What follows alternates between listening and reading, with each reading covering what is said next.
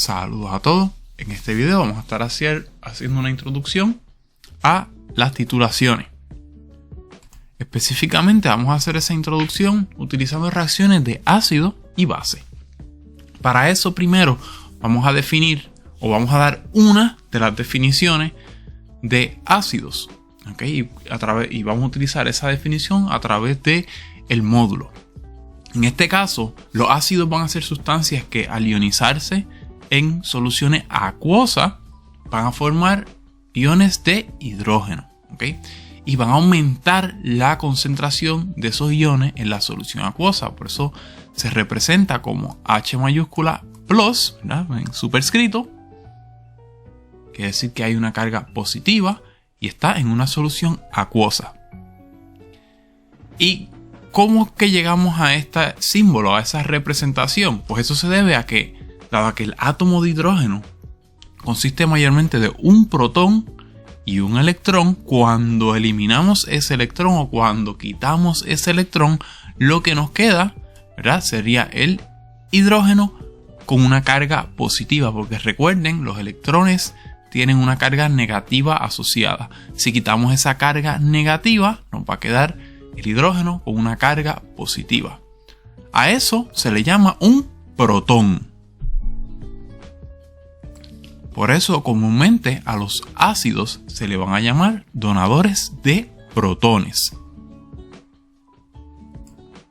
Cuando miramos el sinnúmero de ácidos, van a haber ácidos que pueden ionizarse varias veces para dar más de un protón a la solución, mientras que hay otros ácidos que se ionizan una sola vez para dar un solo protón a la solución.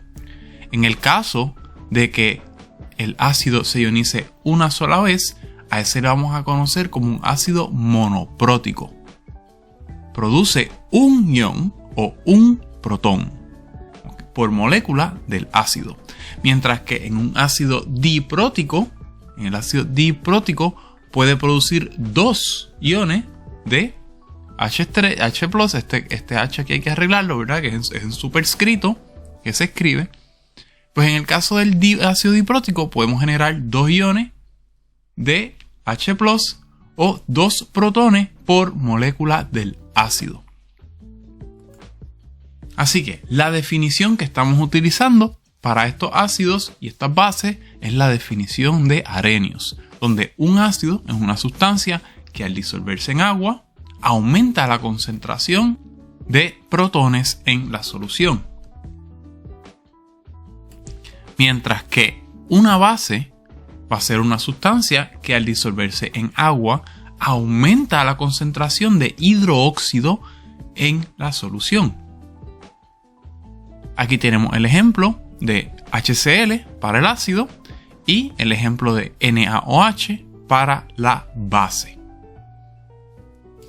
En laboratorios pasados ustedes realizaron reacciones de neutralización donde este ácido y esta base, el HCl y el NaOH, reaccionaban para neutralizarse generando agua y una sal y NaCl.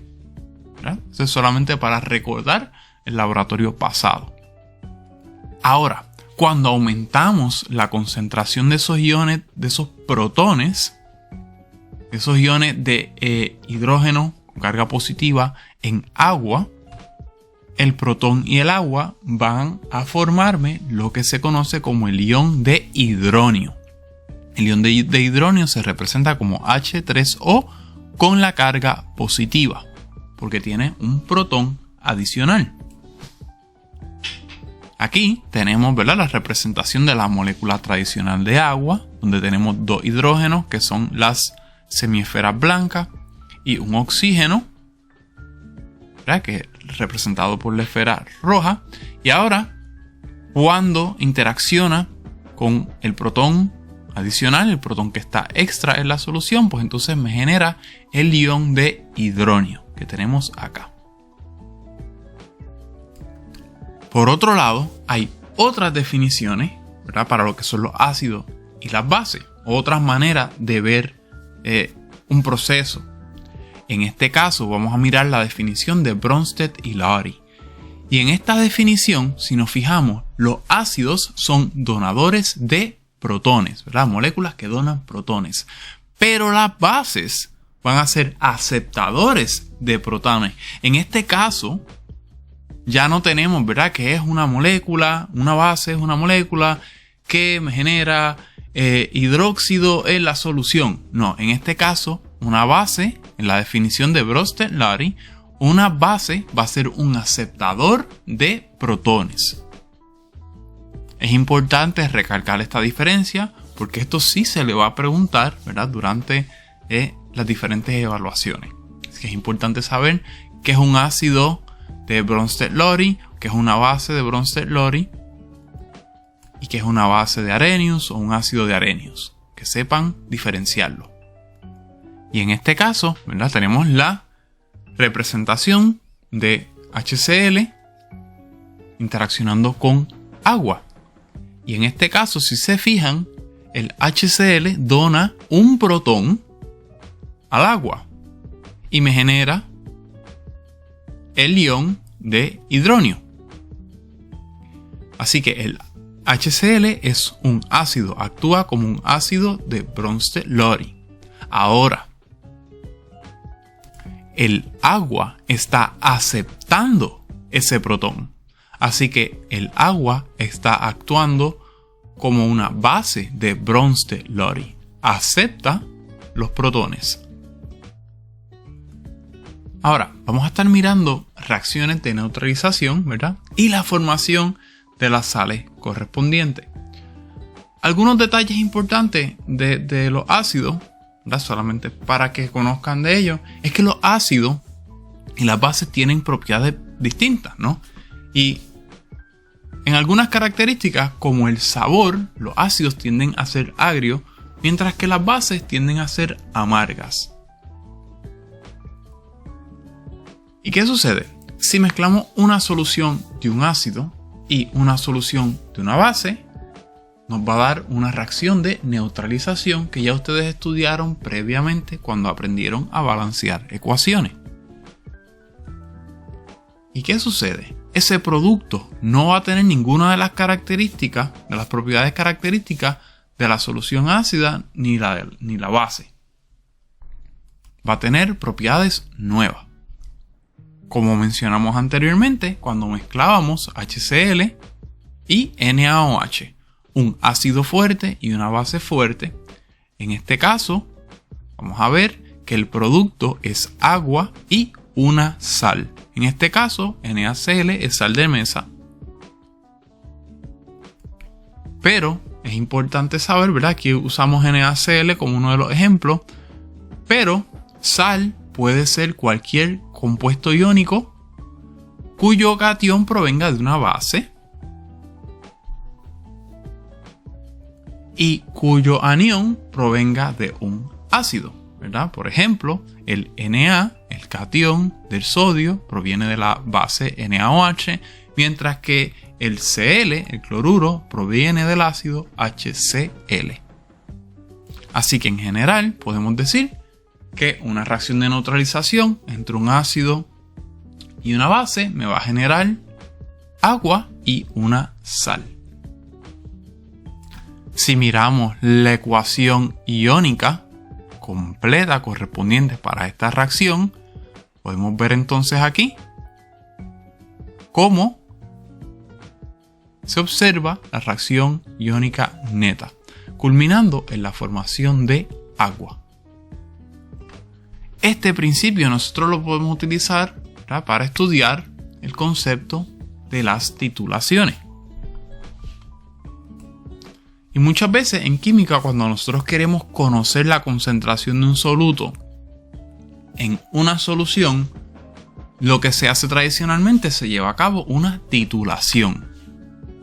Y a través de esa titulación lo que hacemos es una mezcla, combinamos, ¿verdad?, una muestra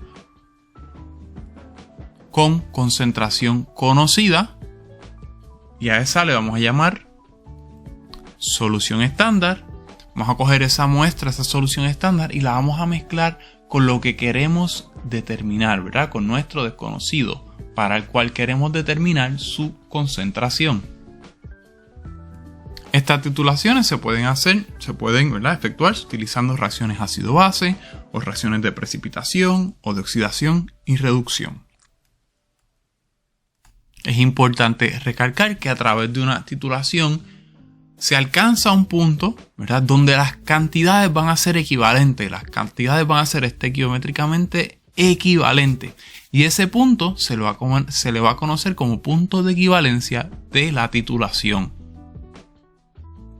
Muchas veces, para resaltar ese punto o para determinar dónde queda ese punto, utilizamos indicadores que cambian de color y nos ayudan a mejor visualizar lo que está sucediendo y dónde se encuentra ese punto de equivalencia.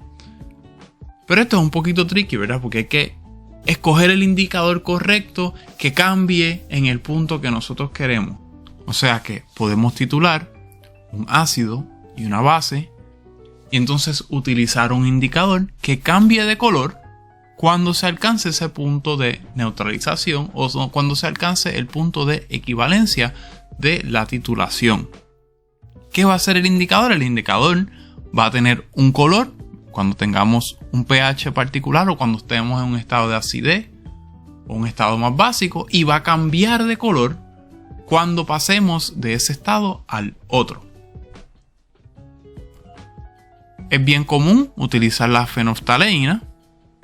Este es incoloro en soluciones ácidas, pero se torna rosado cuando pasamos a un estado básico.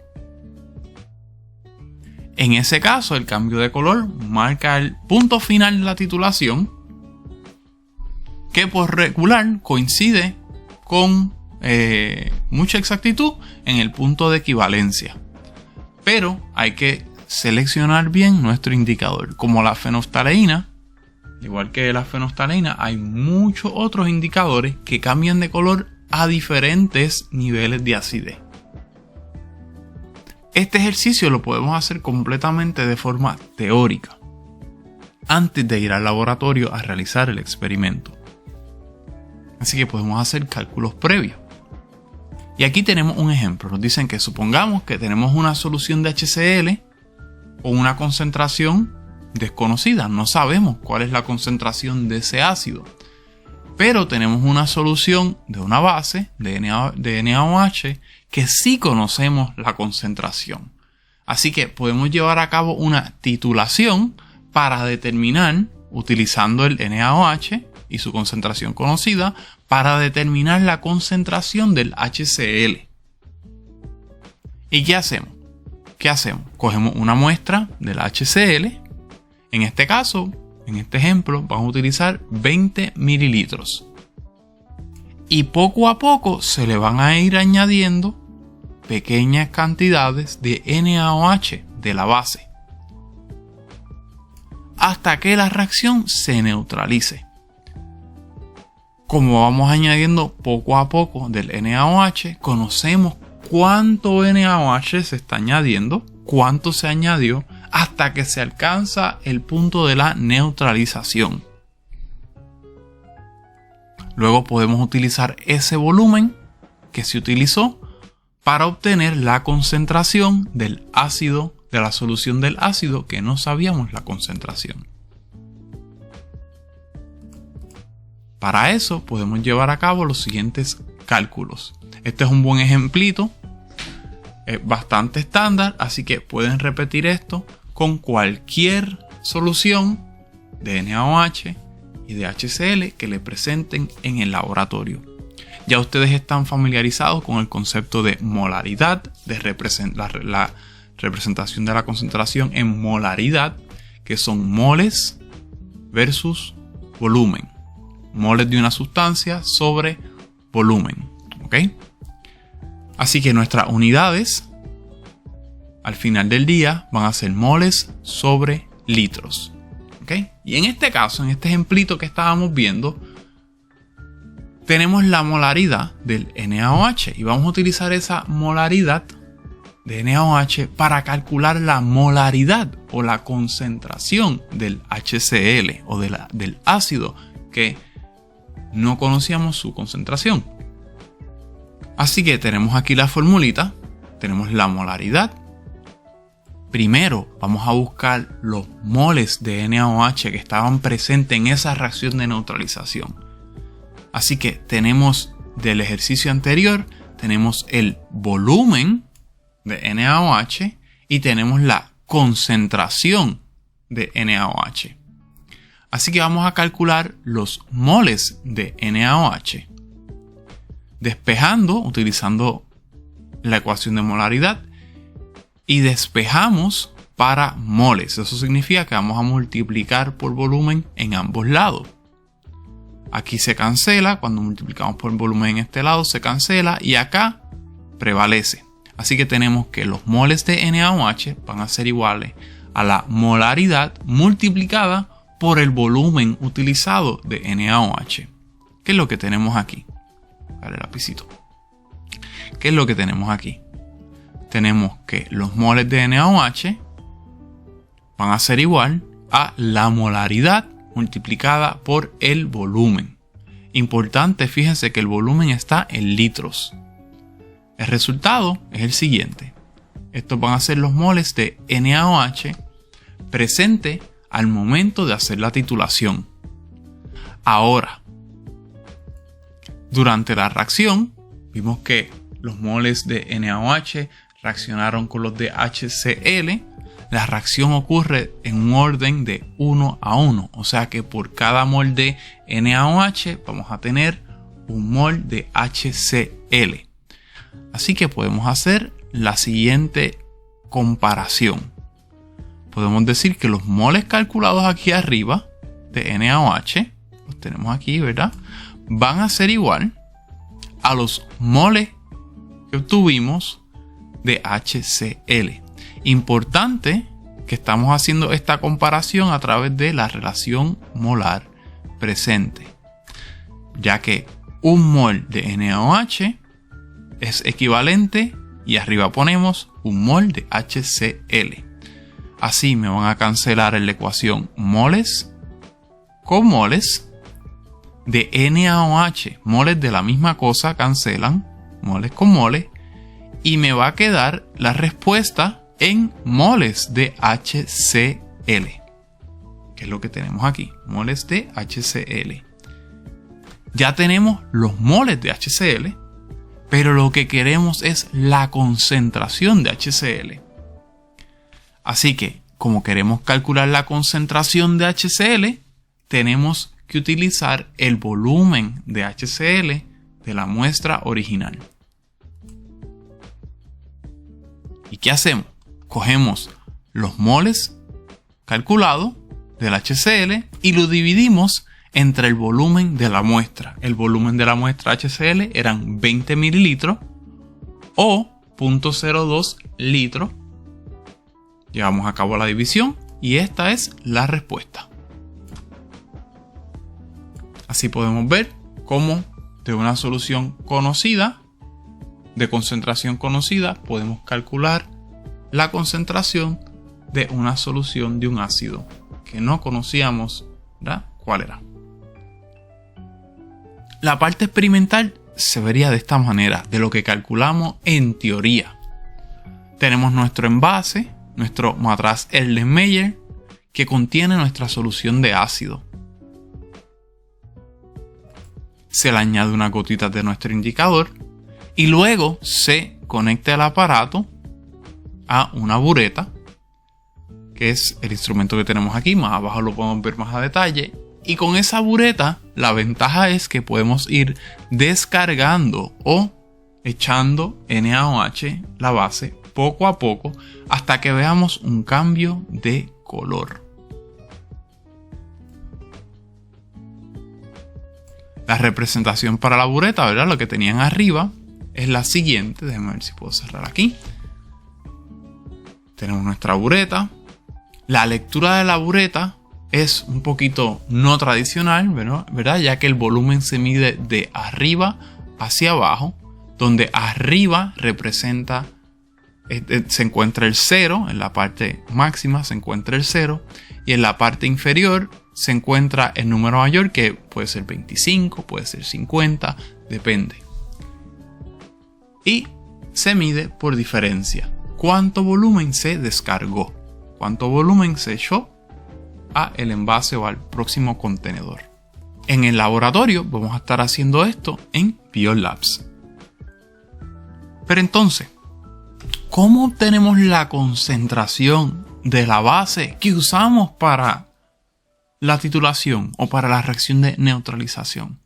Pues esa concentración la vamos a conseguir a través de un proceso que se llama la valoración del NaOH. Y esto envuelve, ¿verdad?, determinar la concentración de ese titulante mediante una solución de concentración conocida. ¿Qué sucede? A esa solución le vamos a llamar un estándar primario. El estándar primario proviene de un sólido de alta pureza. Tiene un alto peso molecular, es estable al calentarse y estable al aire. Es fácil de disolver y fácil de utilizar. Esas son las características para ese estándar primario. Muchas veces utilizamos KHP. De hecho, en este experimento vamos a estar utilizando ese ftalato de ácido de potasio, KHP, que fue el que yo utilicé como ejemplo el pasado laboratorio. Para el KHP tenemos que el peso molecular es 204.22 gramos sobre mol. Esto es bien importante, el peso molecular. Cuando observamos la ecuación balanceada para la neutralización de NaOH y KHP, vamos a ver o vamos a obtener que los moles de NaOH van a ser equivalentes a los moles de KHP. Una situación bien similar a la que teníamos con el HCl. Así que los cálculos para obtener la concentración del NaOH partiendo de la concentración conocida de KHP van a ser similares a los que hicimos previamente, donde los moles de KHP van a ser igual a la molaridad de KHP multiplicada por el volumen, y luego esos moles, a través de esta relación, esos moles de KHP me van a dar la equivalencia en N moles de NaOH. De esta manera entonces podemos obtener la concentración del NaOH de una manera confiable. Y ya que conocemos la concentración de esa solución de NaOH, entonces podemos llevar a cabo la reacción de neutralización y determinar la concentración del ácido.